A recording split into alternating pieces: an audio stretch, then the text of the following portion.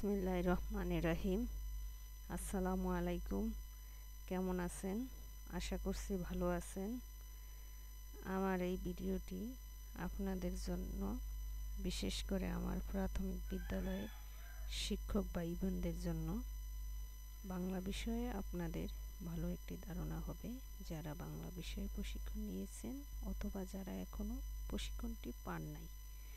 এই ভিডিওটি দেখার মাধ্যমে আমি আশা করছি সকলের উপকারে আসবে।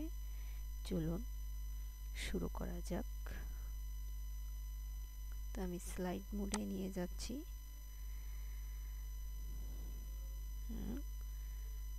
সবাইকে শুভেচ্ছা। বাংলা বিষয়ভিত্তিক প্রশিক্ষণ বাংলা উদ্বোধনী অনুষ্ঠান, পরিচয় পর্ব।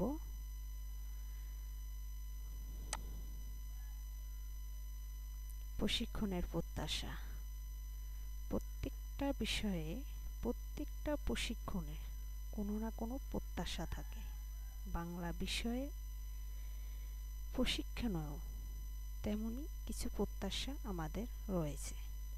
আমরা প্রত্যাশা নিয়ে বাংলা বিষয়ভিত্তিক প্রশিক্ষণে আসছি। প্রশিক্ষণের উদ্দেশ্য।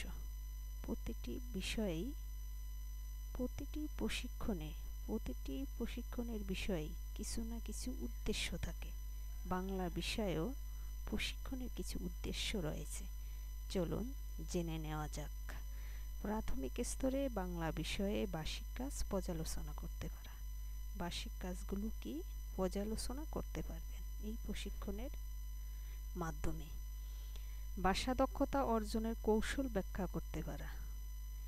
ভাষা যে দক্ষতা, 4টা দক্ষতা আছে: শোনা, বলা, পড়া, লেখা। এই দক্ষতাগুলো অর্জন করতে পারবেন এই প্রশিক্ষণের মাধ্যমে। পাঠের ধরন অনুযায়ী শেখানোর কৌশল আয়ত্ত করতে পারবেন। কোন পাঠের কি ধরন অনুযায়ী শেখানো, কিভাবে শেখাবো আমরা শিক্ষার্থীদেরকে। আমাদের কাজ তো হচ্ছে, শিক্ষক হিসেবে আমাদের কাজ হচ্ছে শিক্ষার্থীদেরকে কিভাবে আমরা শিখাবো, কিভাবে আমরা অ্যাপ্লাই করব, কিভাবে আমরা অ্যাপ্লাই করলে আমাদের শিক্ষার্থীরা শতভাগ শিখবে। এটা হচ্ছে আমাদের শিক্ষক হিসাবে কাজ। শেখানো কাজে পড়তে শেখা ও পরে শেখার কৌশল প্রয়োগ করতে পারা। পড়তে শেখা এবং পরে শেখার দুটো আলাদা বিষয়, তো দুটার ভিতরে একটু পার্থক্য আছে। আমরা প্রশিক্ষণের মাধ্যমে আমরা পার্থক্যটা পেয়ে যাব। ভাষা শিখনে সম্পূরক উপকরণ ব্যবহারের কৌশল অনুশীলন করতে পারা। আমাদের উপকরণের বাহিরেও কিছু সমপূরক উপকরণ আছে, এগুলো আমরা শিক্ষকের কৌশলের মাধ্যমে এই উপকরণগুলো আমরা ব্যবহার করতে শ্রেণীকক্ষে ব্যবহার করব। ভাষা দক্ষতা অর্জনের কৌশল অনুশীলন করতে পারবা। বাংলা বিষয়ে শিক্ষণকালীন মূল্যায়নের কৌশল প্রয়োগ করতে পারা। বাংলা পাঠদানে প্রযুক্তি ব্যবহারের কৌশল প্রয়োগ করতে পারা। প্রযুক্তির মাধ্যমে আমরা বাংলা বিষয়ে কিভাবে শ্রেণীকক্ষে শিক্ষার্থীদের সামনে আকর্ষণীয় করে তুলব এবং পাঠটা, ফলটা স্থায়ী করব, এর মাধ্যমে জানতে পারবো। পাঠ পরিকল্পনা অনুসরণ করে পাঠ উপস্থাপন করতে পারা। আমরা প্রতিটি বিষয়ে, প্রতিটি সাবজেক্টে আমরা পাঠ পরিকল্পনা অনুসরণ করে আমরা পাঠ উপস্থাপন করার চেষ্টা করব শ্রেণীকক্ষে। এই ছিল প্রশিক্ষণের উদ্দেশ্য। এবার প্রশিক্ষণের নিয়মাবলী। আপনারা জানেন যে প্রশিক্ষণে আমাদের প্রত্যেকটা প্রশিক্ষণে কিছু না কিছু নিয়ম থাকে, যেমন সময় মেনে চলা, মনোযোগী হওয়া, প্রশ্ন করতে হলে হাত তুলতে হবে, প্রমিত চলিত রীতিতে কথা বলতে হবে, দলগত কাজে আমরা সক্রিয় অংশগ্রহণ করব, অন্যের কথা বলার সময় কথা না বলা, কোনো বিষয়ে না বুঝলে নিঃসংকোচে জানতে চাওয়া, প্রশিক্ষণ কক্ষের পরিবেশ পরিচ্ছন্ন রাখা, প্রশিক্ষণ চলাকালীন নেম কার্ড ব্যবহার করা, মোবাইল ফোন সাইলেন্ট মোডে রাখা। আপনারা সবাই জানেন, তারপরেও আমি একটু ব্যাখ্যা করলাম না, পরে শোনালাম। তো এরপরে আসেন প্রাক মূল্যায়ন। আমরা প্রশিক্ষণ কক্ষে প্রথম দিন যাওয়ার পরে আনুষ্ঠানিকতা শেষে একটা প্রাক মূল্যায়নের জন্য আমাদের বসতে হয়। তো প্রাক মূল্যায়নে কিছু প্রশ্ন থাকে, এই প্রশ্নের উত্তরগুলো আমাদের দিতে হয়, বা সঠিক হইতে হবে এমন না, আমরা যা জানি বা যা বুঝি তাই আমরা লিখব। আশা করি প্রশিক্ষণ শেষে 6 দিন শেষে আমরা প্রাক মূল্যায়নের প্রতিটি প্রশ্নই ভালোভাবে উত্তর করতে পারবো।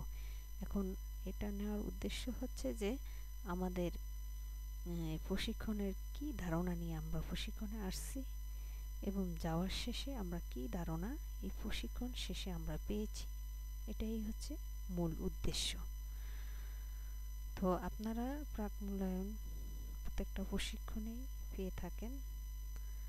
তো এবার ধারাবাহিকতায় আর কি প্রাক মূল্যায়ন। এরপরে আসেন অনুচিন্তন লিপিবদ্ধকরণ ছক। লিপিবদ্ধকরণ বাংলা এবং ইংলিশে অনুচিন্তন লিখতে হয়, মানে প্রত্যেকটা 6 দিনের প্রশিক্ষণে প্রতিদিন শেষেই একটা অনুচিন্তন ছক লিখতে হয়। ইংলিশে যাকে জার্নাল বলে, বাংলায় আমরা এটাকে অনুচিন্তন ছক বলি। তো অনুচিন্তন ছকটা হচ্ছে এইরকম।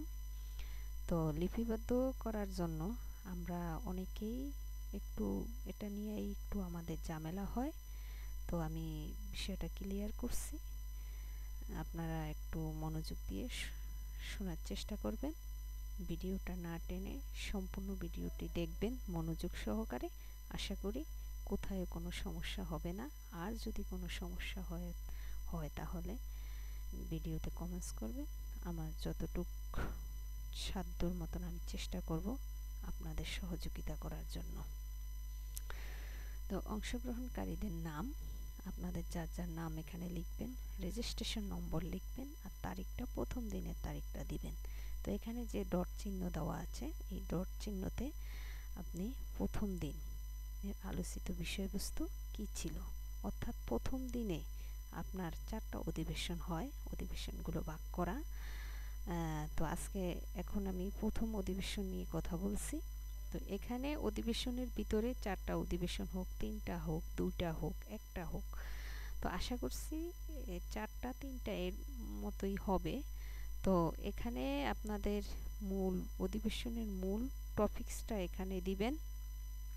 এখানে মূল টপিকসটা দিবেন, যেমন মূল হেডলাইনটা, মূল কিওয়ার্ডটা এখানে আপনারা দিবেন। লেখাটা আপনাদের হতে হবে সুস্পষ্ট, সংক্ষিপ্ত এবং প্রাসঙ্গিক। অযথা কিওয়ার্ড দিবেন না, হেডলাইনটা দিবেন। মূল যেটা না হইলেই নয়, মূল টপিকসটা কিওয়ার্ডটা 4টা হইতে পারে, 5টা হইতে পারে, হ্যাঁ, এভাবে দিবেন। দেওয়ার পরে দ্বিতীয় প্রশ্নটি হচ্ছে শিক্ষার্থীদের ভাষা দক্ষতা বৃদ্ধির জন্য শিখন শেখানো কাজে এটা কতটা প্রয়োগযোগ্য বলে আপনি মনে করেন। তো এই যে উপরে 4টা কিওয়ার্ড দিলেন বা 3টা কিওয়ার্ড দিলেন বা 5টা হেডলাইন দিলেন, এর ভিতর থেকে এগুলো কিভাবে আপনি শ্রেণীকক্ষে শিক্ষার্থীদের সামনে প্রয়োগ করবেন, বা এগুলো কিভাবে প্রয়োগযোগ্য বা কতভাগ প্রয়োগযোগ্য আপনার কাছে মনে হয়, যে আজকের প্রথম টপিকসটা কতভাগ প্রয়োগযোগ্য, দ্বিতীয় টপিকসটা কতভাগ প্রয়োগযোগ্য, তৃতীয়টা, চতুর্থটা। তো সর্বোপরি আমি যেভাবে দিচ্ছি বা দেই সেটা হচ্ছে যে উপরের আলোচিত বিষয়গুলো শিক্ষার্থীদের ভাষা দক্ষতা বৃদ্ধির জন্য শেখানো কাজে শতভাগ প্রয়োগযোগ্য বলে আমি মনে করি। তো এটা হচ্ছে আমার দৃষ্টিকোণ। আপনার দৃষ্টিকোণের শতভাগ নাও হতে পারে, বা এর চেয়ে কমও হতে পারে, বা শতভাগও হতে পারে। আমি মূল এক লাইনে এটা লিখে দিব। তো তৃতীয় প্রশ্নটি হচ্ছে আপনি এগুলো কিভাবে প্রয়োগ করবেন। এই যে উপরে আলোচিত আপনি 4টা বা 5টা কিওয়ার্ড দিচ্ছেন, এগুলো কিভাবে আপনি শ্রেণীকক্ষে শিক্ষার্থীদের মাঝে অ্যাপ্লাই করবেন, প্রয়োগ করবেন। অর্থাৎ আপনাকে এই জায়গাটা এসে আপনাকে শ্রেণীকক্ষের শিক্ষার্থীদের মাঝে কল্পনা করতে হবে, শিক্ষার্থীদের নিয়ে এখানে কাজ হচ্ছে কিভাবে আপনি তাদেরকে অ্যাপ্লাই করবেন, তাদের মাঝে অ্যাপ্লাই করবেন শিক্ষার্থীদের মাঝে। অর্থাৎ আমাদের টিচার হিসেবে আমরা শিক্ষার্থীদের নিয়েই আমাদের কাজ। শিক্ষার্থীদের কিভাবে আমরা কি কৌশল অবলম্বন করলে আমরা শিক্ষার্থীদেরকে শতভাগ শিক্ষা দিতে পারবো, কি পদ্ধতি প্রয়োগ করলে আমরা শিখন ফল অর্জিত করতে পারবো, শিক্ষার্থীদের মাঝে শিখন ফলটাকে আমরা স্থায়ী করতে পারবো, এটা হচ্ছে আপনাদের কাজ। 4 নম্বর প্রশ্নটা হচ্ছে, দিনের আলোচিত বিষয়গুলোর মধ্যে কোনটি আপনার কাছে অস্পষ্ট ছিল এবং কেন? তো 4টা অপশনের ভিতরে, 4টা কিওয়ার্ডের ভিতরে, এই উপরে 4টা হেডলাইনের ভিতরে আপনার কাছে যদি 4টি স্পষ্ট হয় তাহলে তো ভালো। আর যদি 4টার ভিতরে কোনো একটি কিওয়ার্ড আপনার কাছে অস্পষ্ট মনে হয় তাহলে আপনি বলতে পারেন যে এই বিষয়টা আমার কাছে অস্পষ্ট। কারণ হিসাবে আপনি দিতে পারেন, কেন হিসাবে, কারণ আপনি এখানে অমনোযোগী থাকতে পারেন বা প্রশিক্ষকের স্কিপ করেও যেতে পারে, এটা আপনি লিখতে পারেন। আর আরেকটা বিষয় হচ্ছে যে এখানে আপনি যে 4টা কিওয়ার্ড দিয়েছেন, এই কিওয়ার্ডগুলো আপনি সম্পূর্ণ আয়ত্ত করছেন বা সম্পূর্ণ ভালোভাবে বুঝতে পারছেন, কিন্তু এই কিওয়ার্ড থেকে যে এখানে অস্পষ্ট দিতে হবে এমন না। 4টা অধিবেশনের ভিতরে, অর্থাৎ দিনের আলোচিত বিষয়গুলোর ভিতরে কোনো একটা অংশ বা কোনো একটা বিষয় আপনার কাছে অস্পষ্ট মনে হচ্ছে, তখন ওই বিষয়টাও আপনি এখানে দিতে পারেন।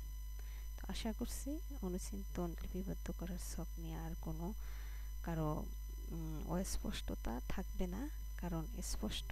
আর যদি কারো অস্পষ্ট থেকে থাকে তাহলে আমাকে কমেন্টস করে জানাবেন, আমি চেষ্টা করব স্পষ্ট করার জন্য।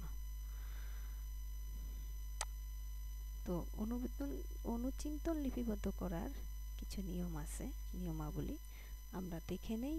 অনুচিন্তন লিপিবদ্ধ করার নিয়মাবলীগুলো কি কি? প্রতিদিন প্রশিক্ষণ শেষে অবসর সময়ে 20 থেকে 30 মিনিট সময় বেছে নেবেন। অনুচিন্তন লিপিবদ্ধ করার ছকটি ভালোভাবে পড়বেন। ওই দিনের আলোচিত বিষয় নিয়ে একটু ভাববেন। আলোচিত বিষয়গুলো নিয়ে শ্রেণীকক্ষে শিক্ষার্থীদের সামনে নিজেকে কল্পনা করবেন। শিক্ষার্থীদের উন্নয়নের জন্য অধিবেশনগুলোর গুরুত্ব উপলব্ধি করার চেষ্টা করবেন। শিক্ষার্থীদের ভাষা দক্ষতা বৃদ্ধিতে বিষয়গুলো প্রয়োগ করতে কী ধরনের প্রেরণা অথবা বাধার সৃষ্টি হতে পারে তা ভেবে ছকে লিখবেন। লেখা হতে হবে সংক্ষিপ্ত, সুস্পষ্ট এবং প্রাসঙ্গিক। পরের দিন পুনরালোচনামূলক অধিবেশনের সহায়কের নির্দেশনা অনুযায়ী বিষয়টি প্লেনারিতে আলোচনা করা হবে। প্লেনারি অর্থাৎ ফুল হাউজে সকলের সামনে উপস্থাপন করা হবে, এতে সকলেই আমাদের উপকার হবে, সকলেই ক্লিয়ার হবে। তো আমার প্রথম দিনের প্রশিক্ষণের প্রথম দিনের প্রথম অধিবেশনটা এতটুকুই ছিল। আমার ধন্যবাদ সকলকে। আমার ভিডিওটি যদি ভালো লাগে অথবা আপনাদের উপকারে আসে তাহলে আমি নিজেকে সার্থক মনে করব। আমার ভিডিওটি বেশি বেশি শেয়ার, লাইক এবং কমেন্টস করবেন।